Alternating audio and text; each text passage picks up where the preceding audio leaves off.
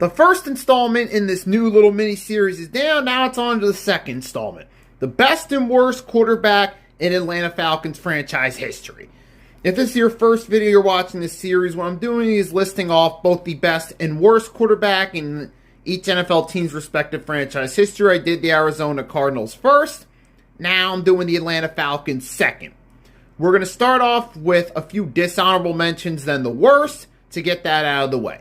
Dishonorable mentions include Doug Johnson, who filled in for Michael Vick in the 2003 season, going 1-7 as a starter and being absolute terrible, especially when you see Michael Vick return from his preseason injury, won 3 out of 4 in December. Pretty obvious that Doug Johnson was part of the problem. And then another one would be more recent, that's Desmond Ridder. You had a pretty solid offense. Kyle Pitts, Drake London, a solid running back in Bijan Robinson. But Desmond Ridder was so awful that the Falcons couldn't even win out in a weak NFC South with Desmond Ridder as their QB. But the true worst quarterback, this goes back a while ago, Kim McQueekin. Now this guy was so awful during his tenure. He was 4 TDs, 28 INTs. Need I say more? Now, on to a few honorable mentions. I'm going to go with Chris Chandler, made back-to-back Pro Bowls late 90s. Did start in a Super Bowl where they got creamed by the Denver Broncos. But outside of that, Chandler didn't really amount to much. He fell off the cliff.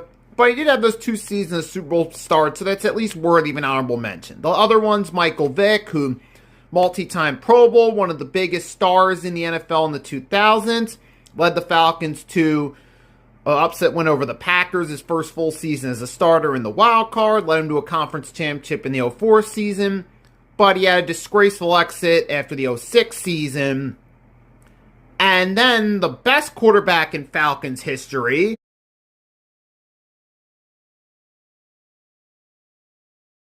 that guy, Matt Ryan, who took over in the 2008 season when he was drafted by the Falcons. It led the Falcons, who were 4-12 in 2007 after the whole Michael Vick scandal went down. They were left at a QB. He took over, led the Falcons to the playoffs, led them to a winning record 2008, 2009, 2010, 2011, 2012.